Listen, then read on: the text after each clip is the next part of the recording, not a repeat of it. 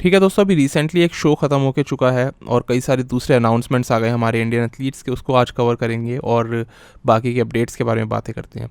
इसमें आज सबसे पहला अपडेट मैं देना चाहूँगा आनंद यादव की तरफ से, जो सिद्धांत जायसवाल के एथलीट हैं। आपको पता होगा इन्होंने अभी रिसेंटली, मैं बताऊं, इन्होंने अभी कम्पीट किया है एक एलीट क्लासिक चैम्पियनशिप नाम के शो में, जिसमें एक्चुअली मैं भी जाने वाला था बट मैं जा नहीं पाया किसी कारण से। लेकिन उसमें यहाँ पर हमें दिखाई दिया आनंद खेलते हुए, और सही में इनकी फ़िज़िक मैंने एक लंबे अरसे के बाद देखी और पता लगा कि इन्होंने क्या इम्प्रूवमेंट्स करे हैं।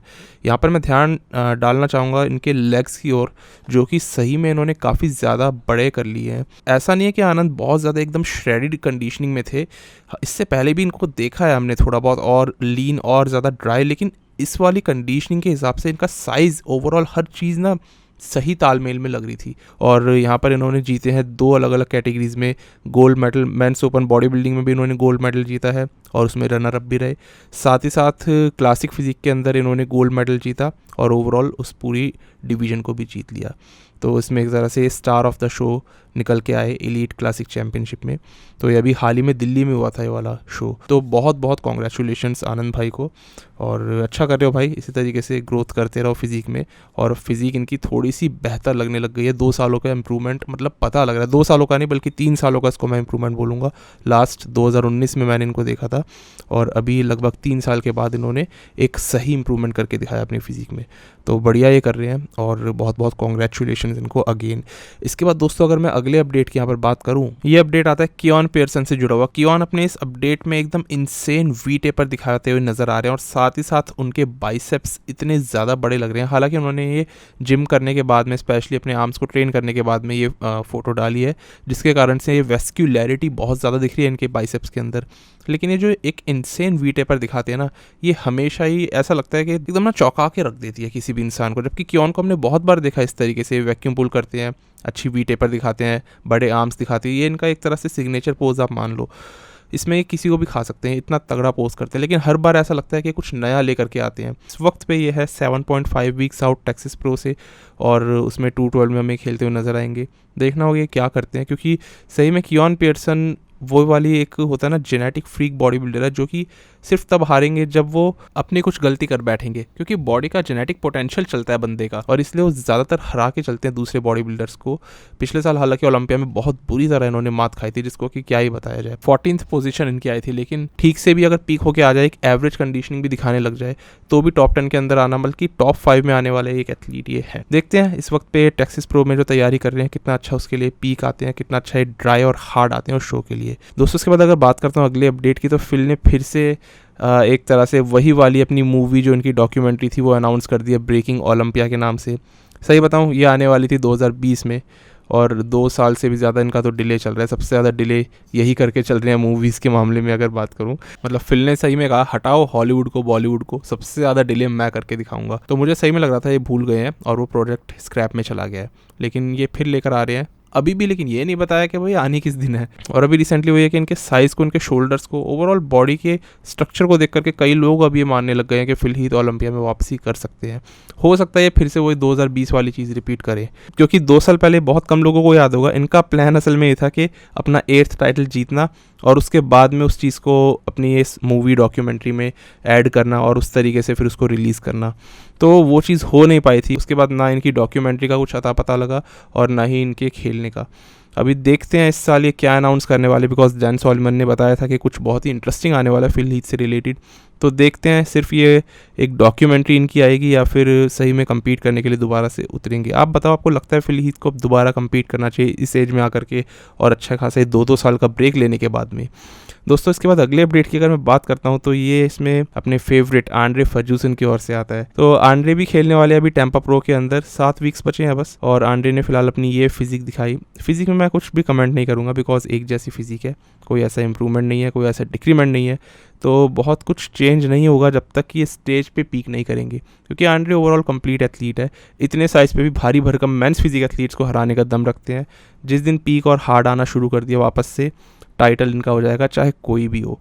लेकिन फ़िलहाल ये दिखाई दे रहे हैं अपनी एज़ यूजुअल शेप में, वही एक वेस्कुलरिटी, वही एक हार्डनेस के साथ। बाकी मुझे लगता है आंड्रे के लिए टैम्पा प्रो जीतना पिछले साल की तरह आसान होना चाहिए। एक डिसेंट कंडीशनिंग भी ले आएंगे, जीत जाएंगे। रूबियल मॉस्क्यूरा दोस्तों ये जाने जाते हैं नेक्स्टजिला के नाम से। इनकी गर्दन इतनी मोटी है ना, ये हैरान कर देती है कई सारे लोगों को। इन्होंने हाल ही में खेला अभी IFBB एलीट प्रो में एक मिस्टर यूरोप चैम्पियनशिप हुई थी और उसमें इनका 3rd प्लेस इनकी आई।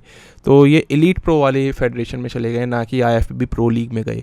तो अगर प्रो लीग में आते तो ज़्यादा इनके लिए अच्छा रहता, क्योंकि उसमें ऊपर तक जाने के लिए ज़्यादा एक चांस बनते और पुश बहुत ज़्यादा कर देते फिर एथलीट्स जब इस मेन डिवीजन में खेलते हैं, ओलंपिया वाली अपनी फेडरेशन में जब खेलते हैं। तो इसमें लेकिन एलीट प्रो में एथलीट्स के लिए बहुत ज़्यादा चांसेस नहीं है।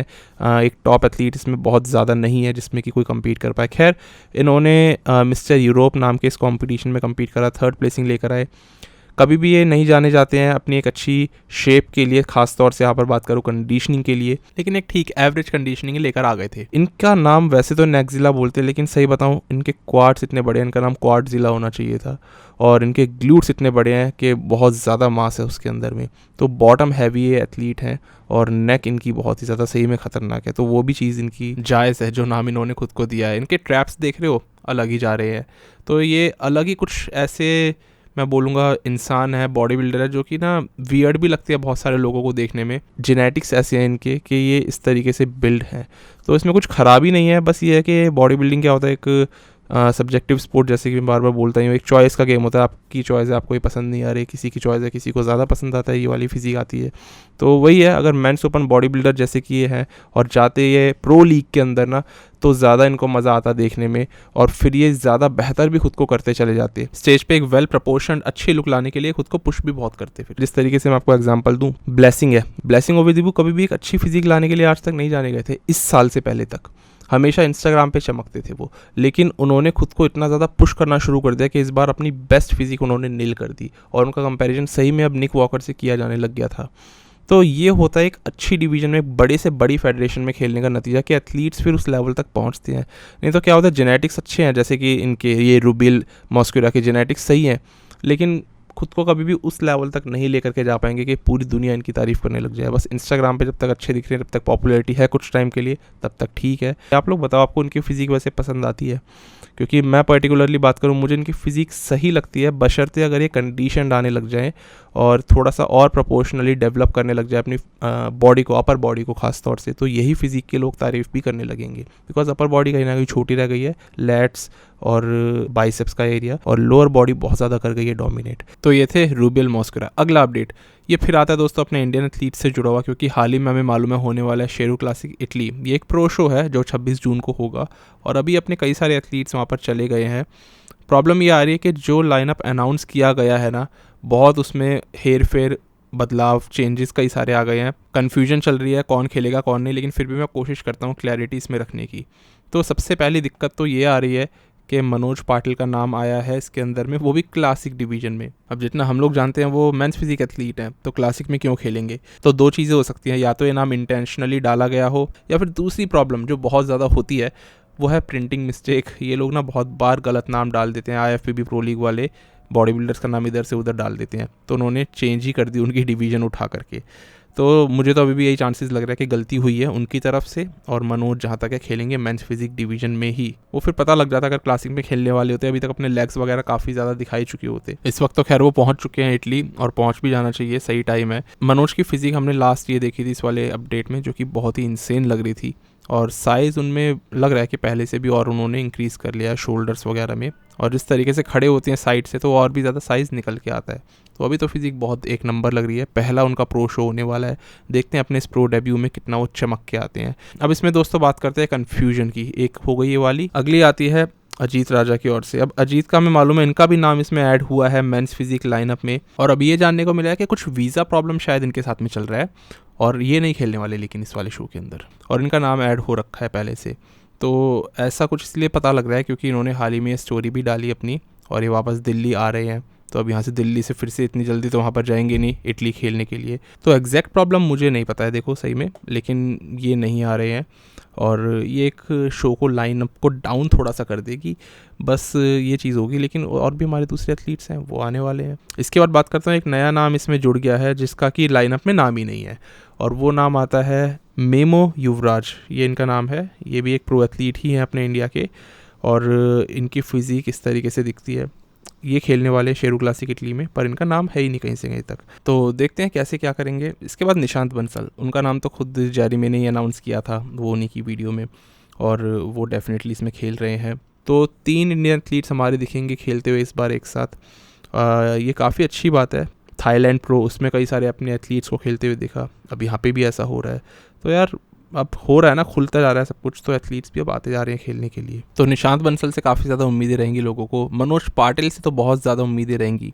एक ये चीज़ है ना कि मनोज लगभग 3 साल बाद आएंगे स्टेज पे खेलने के लिए, तो एक काफ़ी लंबा अरसा हो जाता है। कि इस तरीके से पीक करेंगे, वो चीज़ हो सकता है इनके लिए चैलेंजिंग हो या ईजिली कर जाएँ।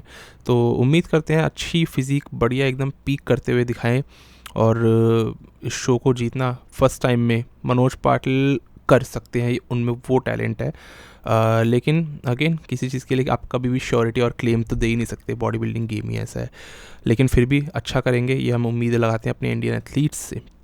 इसके बाद दोस्तों एक सरप्राइज़ पैकेज ही आ जाता है निकल करके, और छोटा मोटा नहीं, बड़ा सरप्राइज़ पैकेज बताऊंगा। यहाँ पर अरविंद स्पार्क्टस भी आ चुके हैं यूरोप में। अब यूरोप में एग्जैक्टली कहाँ पर आने वाले हैं भाई, इटली में ही पॉसिबिलिटी बनती है, क्योंकि यहीं पर ये शेरू क्लासिक हो रहा है। तो चांसेस हैं इसमें इटली में हमें एमेच्योर रैंकिंग में खेलते हुए दिखाई दें। बाकी देखते हैं, अरविंद स्पार्क्टस का अभी किसी को कुछ नहीं मालूम, बस उन्होंने अपनी स्टोरी पर डाला है, तो उसी के बेस पे मैं आपको बता रहा हूँ।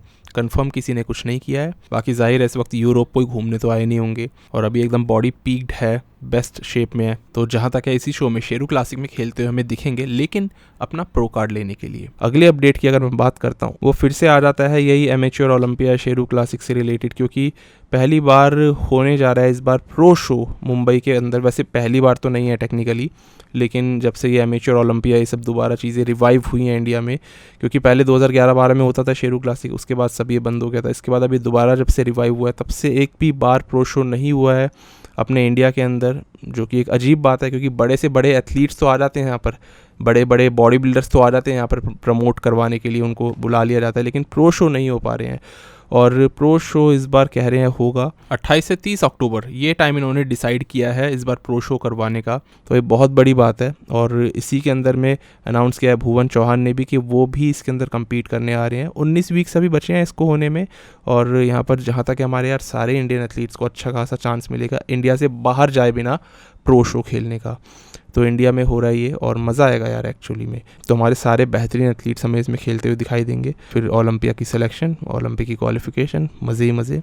तो दोस्तों ये थे सारे के सारे इसमें अपडेट्स, और Indian athletes, Indian division, Indian body building अभी ग्रो करती जा रही है, जो बहुत कमाल की बात है। इंडिया में प्रो शो हो रहा है, हमारे एथलीट्स बाहर जा रहे हैं प्रो शो खेलने, बहुत सही हो रहा है। और यही चीज़ थी ना कि जब तक कोविड था ना, काफ़ी लोग रुके हुए थे, रिस्ट्रिक्शंस काफ़ी ज़्यादा थी, पर अभी सब कुछ खुलता सा जा रहा है, और वही है जो कि अब गेम को और एक्साइटिंग बनाएगी। एटलीस्ट अपने इंडिया में तो गेम एक्साइटिंग होती जा रही है। बाहर फॉरेन कंट्री में हमें मालूम है लेवल नीचे जा रहा है बॉडी बिल्डिंग का, उस सेंस में कि पॉपुलैरिटी के हिसाब से, लेकिन अपने यहाँ पर पॉपुलैरिटी लगातार बढ़ रही है। तो दोस्तों यही था पूरा का पूरा इस बार का आज के अपडेट्स, यही थे सारे के सारे। और आप बताओ आपको वीडियो कैसी लगी, और बस अब मिलते हैं दोस्तों एक नए वीडियो में एक नए टॉपिक के साथ। तब तक के लिए स्टे ट्यून्ड, गुड बाय, शुक्रिया।